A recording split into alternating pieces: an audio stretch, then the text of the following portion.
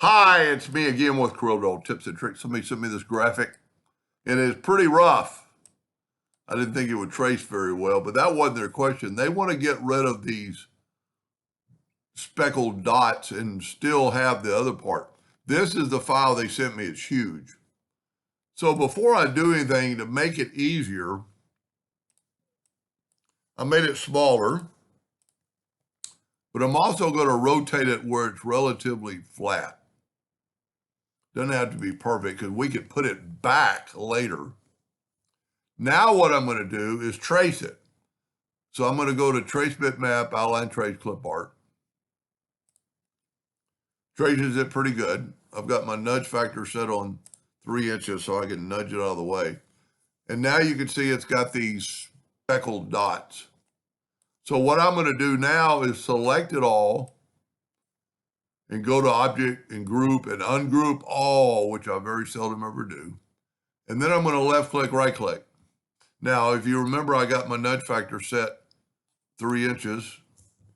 I'm still catching that. So I'm going to move this stuff out of the way. You know what? There's 2 copies, but that's not really going to matter. We'll just delete them all. And see, I've got well, there's one more up top. I've already done this, so I know what I wanted to make sure I could do it. You can't just grab it because you see, if you do that, you grab that. So you've got to almost click off your canvas and select it. Yeah, there's double lines that wasn't there. Whoop. If you do that,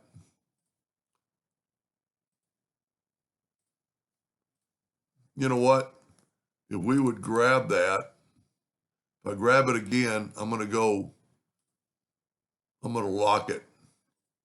And then I can grab this with it. And grab that whole thing. Well, you know what? Okay. Good point. I'm almost glad this happened. I'm going to go in and unlock it, but then I'm going to select everything, and I'm going to select everything, and I'm going to go to Object. Well, I thought I could break the curve apart, but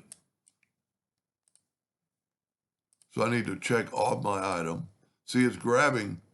You know what? I'm going to hit delete, and look at that. It is connected to that. So I'm going to back up and now go to Object and break the curve apart. Pretty good. That's a pretty good deal. So now I've got all the parts that I wanted. And just real carefully, and the reason I've got it tilted is I can take my virtual statement delete key, and even that one that has a double line, and just make sure you don't inadvertently delete something that should be there. And you don't have to get them all at one time.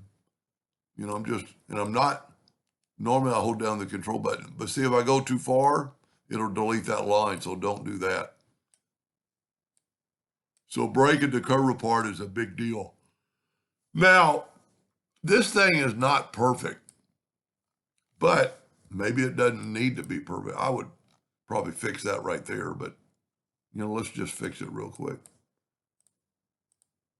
Let's take away that node. See, it's got double lines. I'm going to back out, make sure I didn't delete something that needed to be. I don't know where it got the double lines from. So I'm going to delete that. And what I'm going to do is I'm going to right click and turn this into a line. And look at that. And then if I wanted to, I could take that one node and just kind of lift it up there. Kind of make it look a little bit better. Now remember these parts that we moved. Now I can move them back because I'm nudging them. And then just take your Smart Fill tool, set on black because it's a camera, fill that in. And then while we're here, you don't even have to look, you just know that you're going to, what parts you're going to fill in. And then on this one, we're going to fill in the center. Got a couple more parts to fill in. Because I don't like calling it wireframe, which it is, but we just took the color out and then just do every one of those buttons and maybe every one of those. Now you don't like on ones like this, you can actually just select them and left click black. Now let's go ahead and group it together, Control G. I don't remember the tilt, but it's 3, that's going to be a little hard.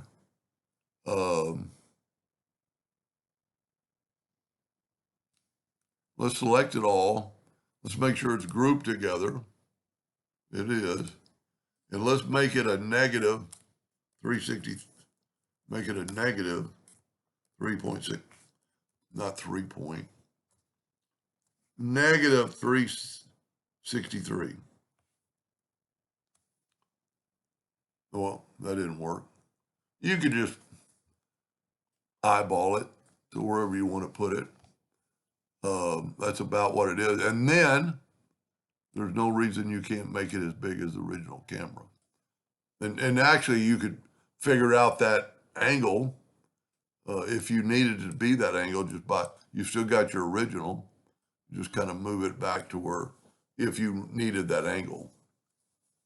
But that's how I would do it. If I was going to do, depending on, are they printing this as a piece of artwork? Are they printing this or engraving this?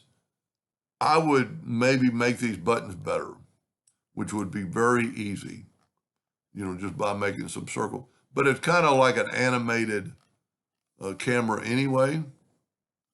Anyway, I hope that helped them a little bit, and thank you for watching.